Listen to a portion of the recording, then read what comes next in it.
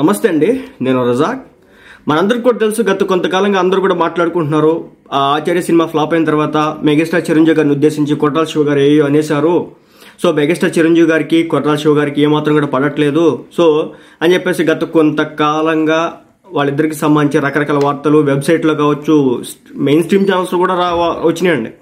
So ఇలాంటి పరిస్థితుల్లో కొట్టాల శివ గారు రియాక్ట్ అయ్యారన్నమాట. మెగాస్టార్ చిరంజీవి గారి మంచితనం, గొప్పతనం, ఆయన వ్యక్తిత్వం, విలువలు ఏ స్థాయిలో ఉంటాయో చెప్పారన్నమాట. మెగాస్టార్తో విభేదాలకి పూర్తి స్థాయిలో క్లారిటీ ఇచ్చారు కొట్టాల శివ గారు. ఆచార్య ఫ్లాప్ అయిన టైంలో ఆ విధంగా వచ్చినటువంటి రూమర్స్ కావచ్చు, వీటిని అన్నిటినీ కూడా పక్కకు తోసి మెగాస్టార్ ఎంత గొప్ప వ్యక్తితో చెప్పారన్నమాట. దానికి సంబంధించి చూద్దాం. ఎన్టీఆర్ దేవరా సినిమా త్వరలోనే ప్రేక్షకుల ముందుకు రాబోతుంది. కొట్టాల శివ డైరెక్షన్లో తెరక్కుతున్నటువంటి ఈ సినిమాపై ఇప్పటికే భారీ అంచనాలు క్రియేట్ అయ్యాయి. అయితే ఈ సినిమా కోసం అభిమానులంతా ఎదురు చూస్తున్నారు. సో ఈ మూవీలో ప్రమోషన్స్ లో భాగంగా కొట్టాల శివ కొన్ని కామెంట్స్ అయితే చేస్తున్నారన్నమాట. అదేంటంటే, ఓ ఇంటర్వ్యూలో కొట్టాల శివ మాట్లాడుతూ ఎవరి పని వారి చేసుకునివ్వాలి, పక్కోళ్ల పనులు వేలు పెట్టకూడదని అన్నారు. దాంతో మరోసారి ఇది చిరంజీవి గారినే ఆచార్య సినిమా కథలో మెగాస్టార్ చిరంజీవి గారు ఇన్వాల్వ్ అయ్యారని చెప్పేసి అందుకే ఫ్లాప్ అయిందన్నట్లుగా ప్రచారం అయితే చేశారన్నమాట. అయితే కొట్టాల శివ తన పని తాను చేసుకొని ఇవ్వలేదని, ఏదో ఇష్టం వచ్చినట్లు కామెంట్ చేస్తారని చెప్పేసి చేయడం అయితే జరిగింది. ఇక దీంతో కొట్టాల శివ క్లారిటీ ఇచ్చే ప్రయత్నం చేశాడు. మెగాస్టార్ చిరంజీవి గారితో నాకు ఎలాంటి విభేదాలు లేవని, ఆచార్య సినిమా ఫ్లాప్ అయిన తర్వాత చిరంజీవి గారు నాకు ఒక మెసేజ్ పంపించారు.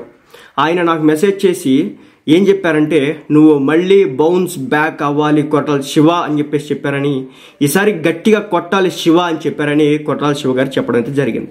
కొంతమంది అనవసరంగా నాకు చిరంజీవి గారికి మధ్య విభేదాలు సృష్టిస్తున్నారని, మా ఇద్దరి మధ్య రిలేషన్ బాగుందని చెప్పేసి కొట్టాల శివ మాట్లాడడం జరిగింది. దాంతో ఈ రూమర్స్ పై క్లారిటీ వచ్చేసింది. అయితే ఇక దేవరా సినిమాకి సంబంధించి చూసుకుంటే కనుక ఈ సినిమా 27వ తారీఖున రిలీజ్ కాబోతుంది ఈ నెల.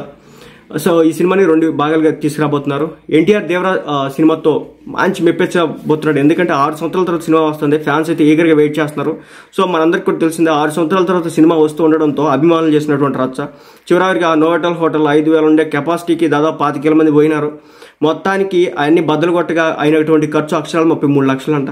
సరే, ఏదేమైనప్పటికీ దానికి సంబంధించినటువంటి నేను తర్వాత మాట్లాడతాను.